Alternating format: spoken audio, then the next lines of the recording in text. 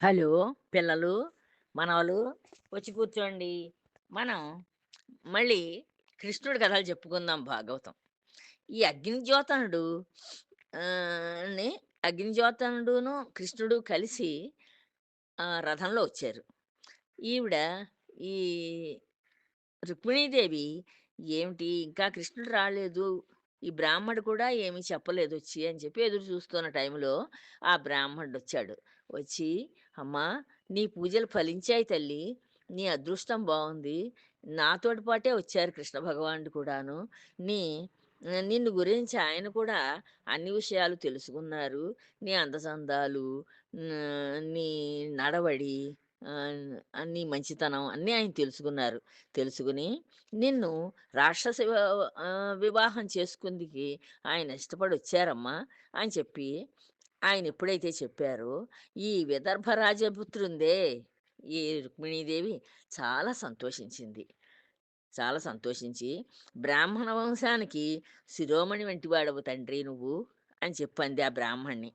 "నువ్వు బ్రాహ్మణ వంశానికే ఒక తలమానికం లాంటి వాడివి. బంధువుల పాలిటి చింతామణి వంటి వాడివి." చింతామణి అంటే, చింతామణిని తలుచుకుంటే మనకి ఏ కోరిక ఉంటే ఆ కోరిక తీరుస్తుంది. అది చింతామణి. అంటే చింతల్ని తీర్చేది. అంటే కోరికలను తీర్చేది అని అర్థం. అంచేత "నువ్వలా చింతామణి వంటి వాడవు ఓ బ్రాహ్మణోత్తమా! నా సందేశం తీసుకెళ్ళి ఆ తోయజాక్షుడికి చెప్పి ఆయన్ని నువ్వు తీసుకొనొచ్చావు. నన్ను ప్రాణాలతో నిలబెట్టావు. నేను లేకపోతే అసలు నా ప్రాణాలు కూడా విడిచేద్దాం అనుకుంటున్నాను. కృష్ణుడు గనక వచ్చి నన్ను పెళ్లి చేసుకోకపోతేను.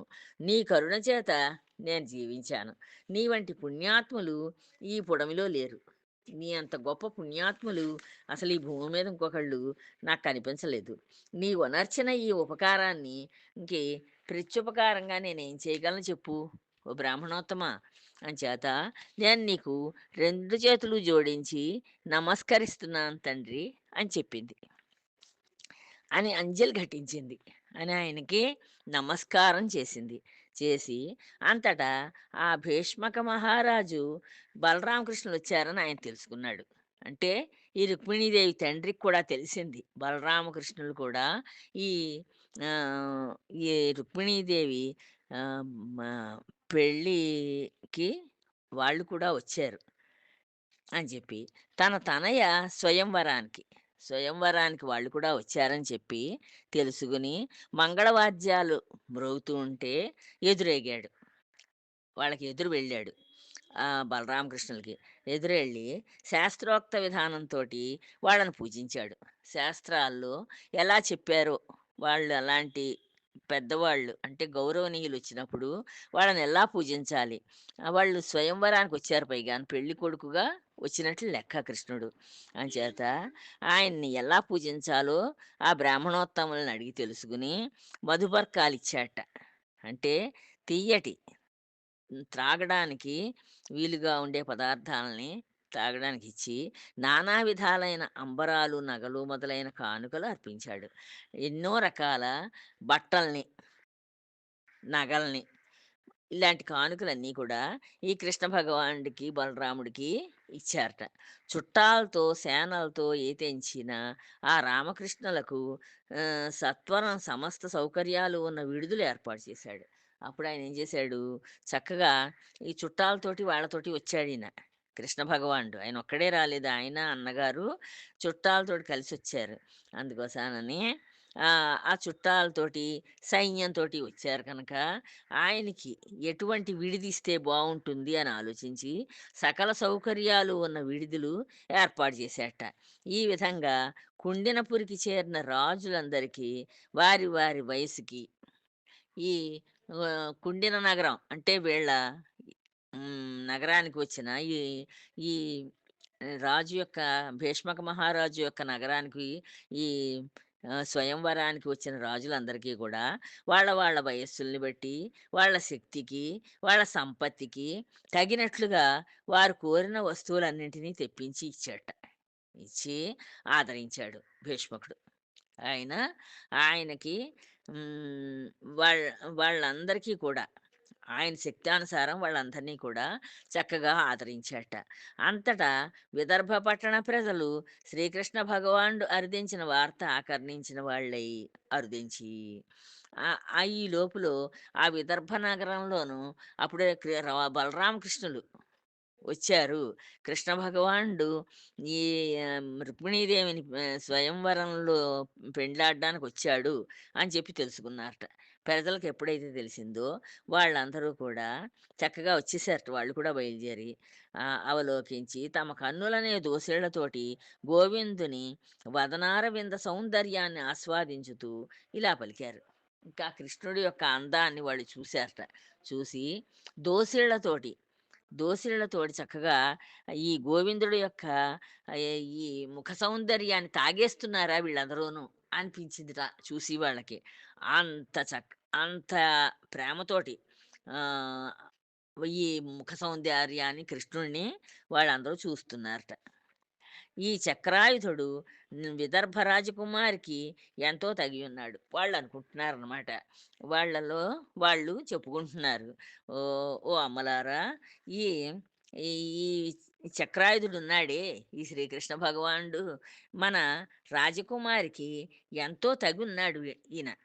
తగినట్లుగా ఉన్నాడు. అంటే ఆవిడ అందచందాలు కలది. ఈయన కూడా అందచందాలు గలవాడు.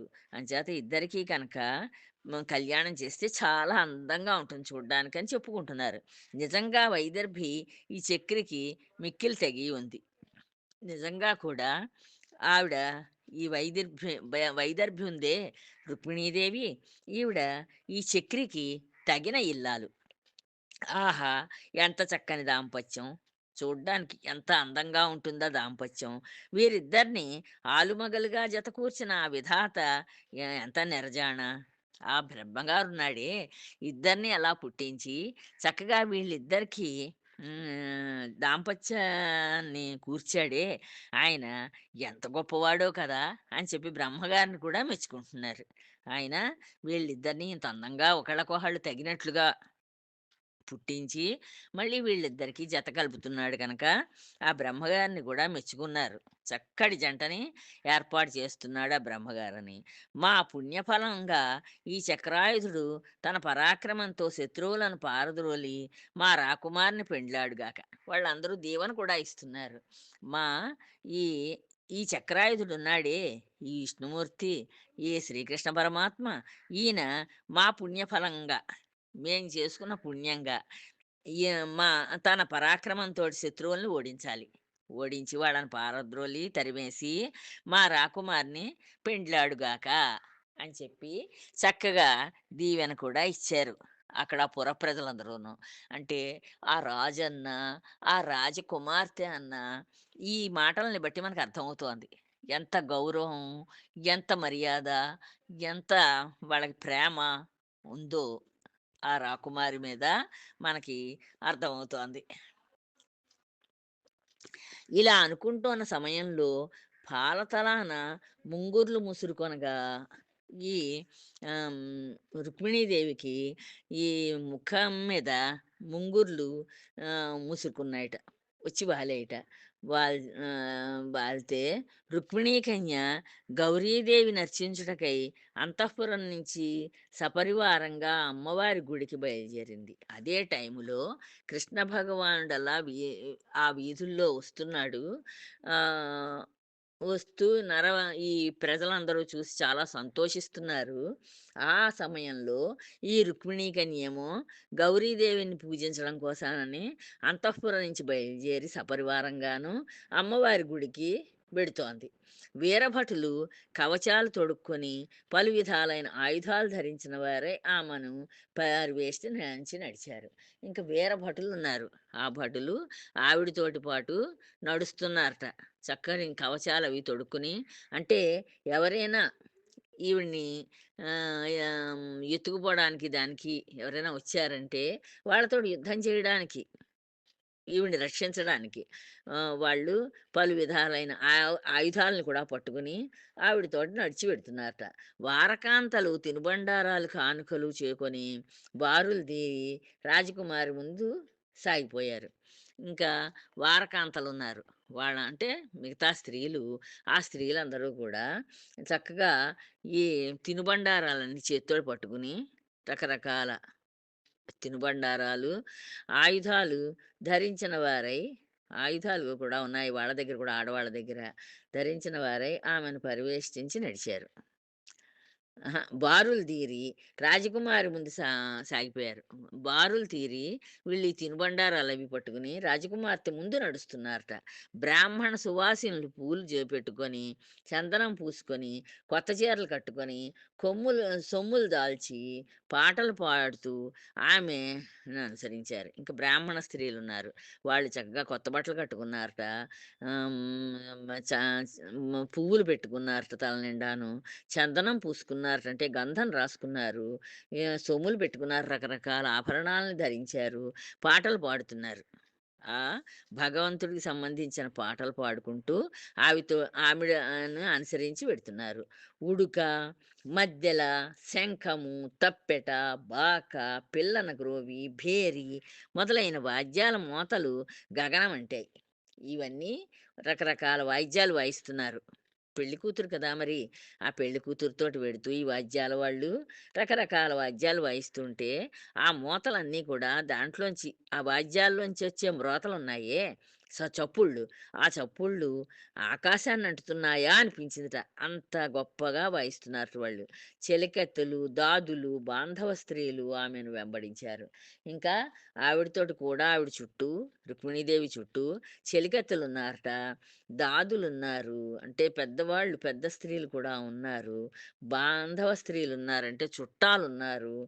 ఆమెను వెంబడించి ఆవిడతోటి కూడా నడుస్తున్నారు అమ్మవారి గుడికి. సూతులు, వందిమాగధులు, గాయకులు, స్తుతి పాఠకులు కైవారాలు గావిస్తూ వెంటరాగా ఇంకా అనేక మంది వందిమాగధులు, సూతులు, గాయకులు, పాటలు పాడేవాళ్ళు, స్తోత్రాలు చేస్తుంటారు.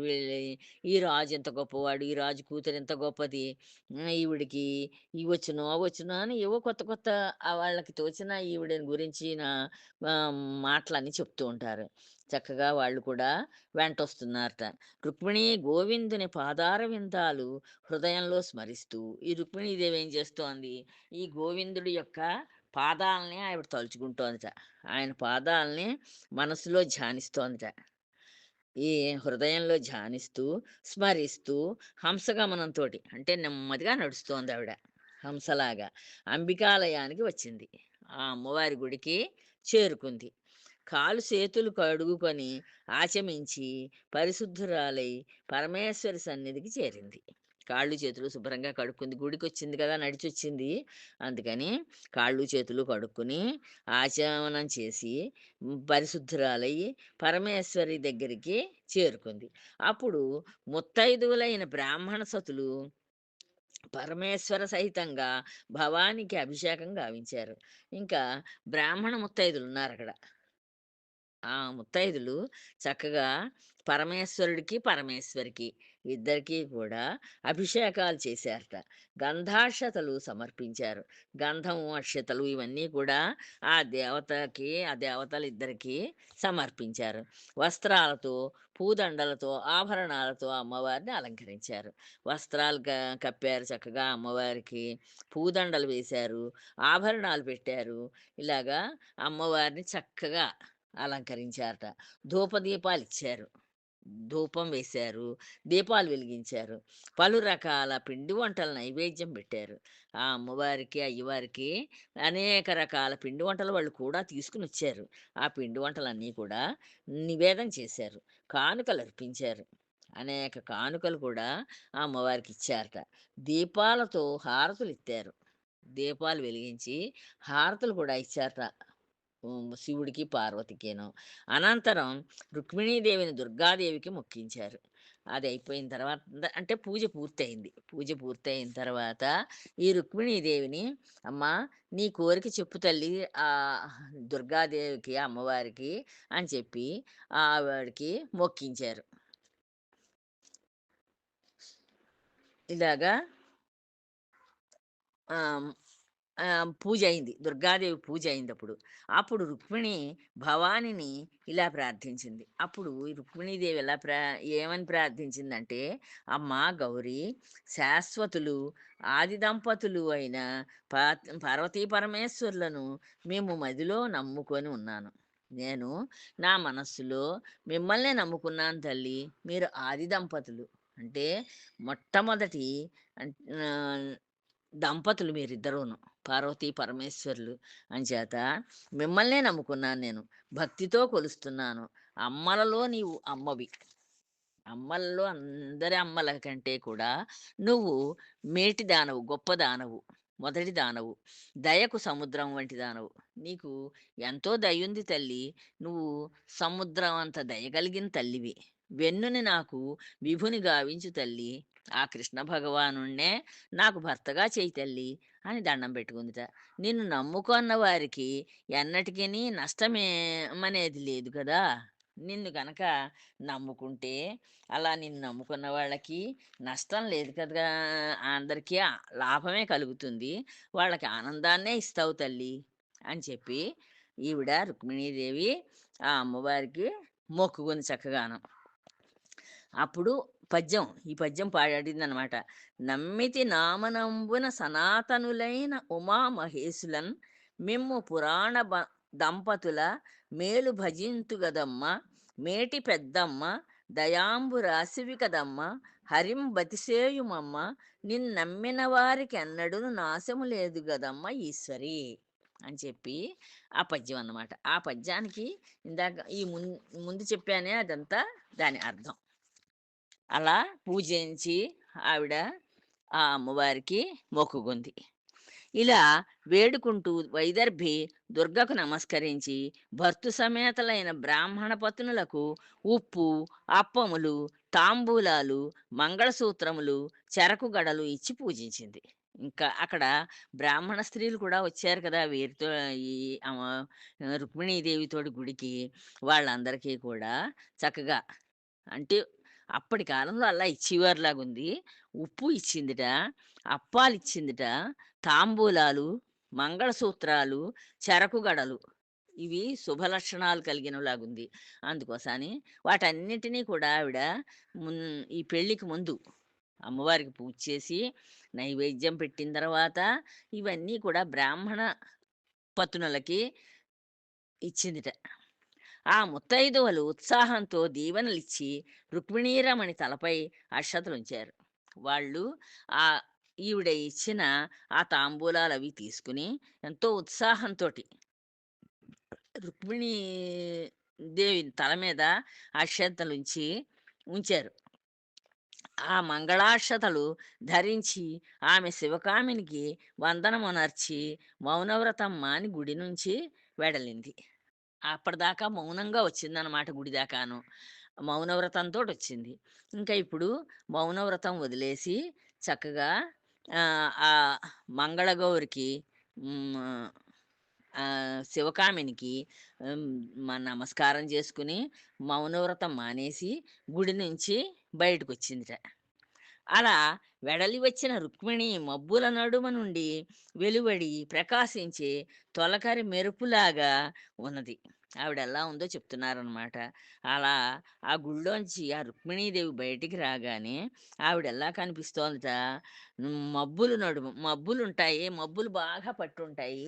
ఆ మబ్బులు పట్టినప్పుడు మెరుపొస్తుంది. ఆ మెరుపు ఒక తీగలా వస్తుంది. వంకర టింకరగా వస్తుంది తప్పించి అదేం నిదానంగా ఒకే వరుసలో రాదు. అలా మెరిసిపోతూ ఉంటుందది. వెండి తీగలాగా. అందుకని ఆ మబ్బులలోంచి వచ్చిన మెరుపులాగా ప్రకాశించిందిట. ఈ రుక్మిణీదేవి బయటికి రాగానేను. చంద్రమండలం నుంచి వెలికి వచ్చిన సంచరించే లేడిలాగా ఉంది. ఇంకా చంద్రమండలం నుంచి బయటకొచ్చి సంచరించే లేడిలాగా ఉందిట. లేడి పిల్ల అనిపించిందిట. బ్రహ్మదేవుడనే నటుడు ఎత్తిన తెరమరుగు బాసి రంగమున ప్రత్యక్షమైన మోహినీ దేవతలాగా ఉంది. ఇంకా ఎలా ఉందంటే ఈవిడ చాలా అందంతోటి మోహినీ దేవతల మోహిని అవతారం ఎత్తాడు విష్ణుమూర్తి. అలాగా ఆ మోహిని రూపంతోటి మెరిసిపోతూ ఉందిట. తెరపైకెత్తేసరికి బ్రహ్మదేవుడనే నటుడు తెరపైకెత్తితే ఆ రంగస్థలం మీద ప్రత్యక్షమైన మోహినీ దేవత అనిపించిందిట ఆవిడ గుడిలోంచి బయటికి రాగానేను. వాసుకి అనే సర్పరాజును కవ్వపు త్రాడు గాను ఈ వాసుకి అనే ఒక పాముని కవ్వానికి తాడుగా చుట్టారు. అంటే కవ్వం కిందేమో ఒక పర్వతాన్ని పెట్టారు. పర్వతాన్ని పెట్టి, ఆ పర్వతానికి ఈ వాసుకి చాలా పెద్ద పాము. ఆ పాముని దానికి చుట్టారు. చుట్టి దేవతలు తల భాగం పట్టుకుంటే హ్మ్, హ్మ్, వ ఒకళ్ళు దేవతలు ఓ పక్క, రాక్షసులు ఓ పక్క పట్టుకున్నారు. పట్టుకొని ఆ పావుని దాని కవ్వం మనం ఎలా తిప్పుతామో ఎడమ చేత్తోటి ఓసారి, కుడి చేత్తోటి ఓసారిను అలా తిప్పడం ప్రారంభించారు మందరగిరి పర్వతాన్ని.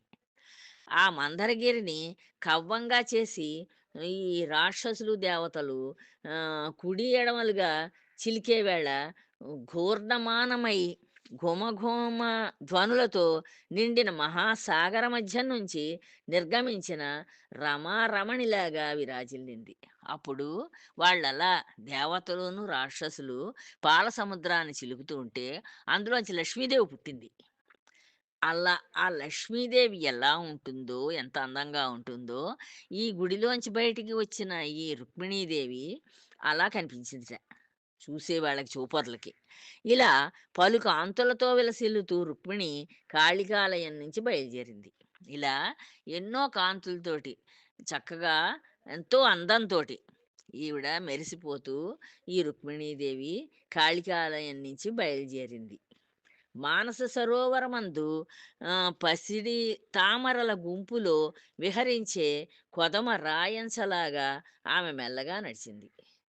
మా మానస సరోవరం అని ఉంటుంది. హిమాలయాల్లో. ఆ మానస సరోవరంలో పసిడి తామరల గుంపులో అంటే బంగారు తామర పువ్వుల గుంపులో విహరించే కొదమ రాజహంసలాగా ఆవిడ మెల్లగా నడుస్తూ వచ్చిందట. బంగారు గిండ్లకు సాటి వచ్చే పయోధరాల భారంతో తూలియాడుతూ ఉన్న నడుము గల రాకుమారి రత్నాంగుళీయకంతో విరాజిల్లే అరుణారుణ హస్తంతో అనుగు చెలి హస్తం పట్టుకుంది. ఆవిడేం చేసింది, ఆవిడకి చాలా ముఖ్యమైన ఒక స్నేహితురాలు అక్కడుంటే, ఆవిడ చెయ్యి పట్టుకుందిట. చెయ్యి పట్టుకొని ఆవిడ హ్మ్, ఆవిడ నడుము చాలా సన్నగా ఉంది. ఆ! ఆవిడ ఆహ్, ఇది బా ఆవిడ ఆహ్, హ్మ్. ఆహ్, హ్మ్. గుండెల భాగం చాలా బరువుగా ఉంది. బరువుగా ఉండడంతోటి నెమ్మదిగా నడవగలుగుతోంది కానీ గబగబా నడవలేకపోతోంది. ఆహ్, రత్ రత్నాలతోటి పొదిగిన చక్కగా ఉంగరాన్ని పెట్టుకొని ఆ చేత్తోటి ఆవిడ చెలికత్తె యొక్క చెయ్యి పట్టుకుని నడుస్తోందట. మణిఖచితాలైన సువర్ణ తాటంకాల కాంతులు ఆమె చెక్కిళ్ళపై చిందులు వేస్తున్నాయి. ఆవిడ మణుల తాపిన తాటంకాలు పెట్టుకుంది. చెవులకి చెవుల ఆభరణాలు పెట్టుకుంది. అవి ఆవిడ చెక్కిళ్ళ మీద ఆ తాటంకాల నుంచి వచ్చే కాంతులున్నాయే, ఆ నవరత్నాల్లోంచి వచ్చే కాంతులు ఆవిడ చెక్కిళ్ళ మీద ఆడుతున్నాయా అనిపిస్తోందట. పద్మగంధం మీది ఆసక్తితో కమ్మిన గండు తుమ్మెదల వంటి ఉంగరాల ముంగురులు ఆమె ముద్దుల మోముపై మోగుతున్నాయి. ఇంకా ఆవిడ ముఖం మీద ఆహ్, చిరు వెంట్రుకలున్నాయి. ఆ చిరు వెంట్రుకలన్నీ గండుకు తుమ్మెదలు మూగుతున్నాయా అన్నట్లుగా అంత నల్లటి కురులన్నమాట. అంటే ఇంకా చిన్న పిల్లే కదా! అంచేత ఆవిడ ముఖం మీద ఆ గండు తుమ్మెలు వాలినట్లుగా ఆ నల్లటి లేత ముంగుర్లు చక్కగా ఉంగరాలు తిరిగి ఆహ్, ముద్దులొలుకుతూ కనిపిస్తున్నాయట మూగుతూను. ఆమె అందమైన చిరునవ్వుల వెలుగులు దిక్కులలో లేత వెన్నెల శోభకు నెలకొనజేశాయి. ఆవిడ చక్కగా ఇప్పుడు ఆనందపడుతోంది. ఎంచేత బ్రాహ్మడొచ్చి చెప్పాడు, "అమ్మా! నీ కోరిక తీరుస్తాడు ఆయన వచ్చి నిన్ను చక్కగా తీసుకువెళ్ళి కళ్యాణం చేసుకుంటాడు అని ఎప్పుడైతే ఈ బ్రాహ్మణోత్తముడు ఈవిడికి చెప్పాడో, నాతోటే వచ్చాడు కృష్ణ భగవానుడు నిన్ను రాక్షస వివాహం చేసుకుందుకు సిద్ధంగా ఉన్నాడు అని చెప్పాడు. ఆ చెప్పడం చేత ఆవిడ మనసు చాలా ఆనందంతోటి ఊయలులూగుతోంది. అంచేత ఆవిడ ఆ లేత నవ్వులు నవ్వుతూ ఎంతో అందంగా కనిపిస్తోందట. ఆమె దొండ్లపండు వంటి అధరం అరుణారుణ కాంతులు మొల్ల మొగ్గల వంటి దంతాలకు ఎర్రతనం కూరుస్తున్నాయి.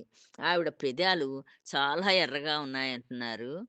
చక్కగా లేత మొగ్గల్లాంటి మ మ మొల్ల పువ్వుల యొక్క మొగ్గలు ఎలా తెల్లగా మెరిసిపోతూ ఉంటాయో, అలా ఆవిడ దంతాలు మెరుస్తూ ఉంటే, ఈ పెదాల యొక్క ఎర్రతనం ఆ పళ్ళ మీద మెరుస్తోంది అని చెప్తున్నారు. ఇలాగా ఆవిడ ఎంతో అందంగా ఆవిడ పూజ పూర్తి చేసుకుని అమ్మవారికి బయటకొచ్చింది. తర్వాత కథ తర్వాత చెప్పుకుందామమ్మా. ఉంటాను. జై శ్రీరామ్.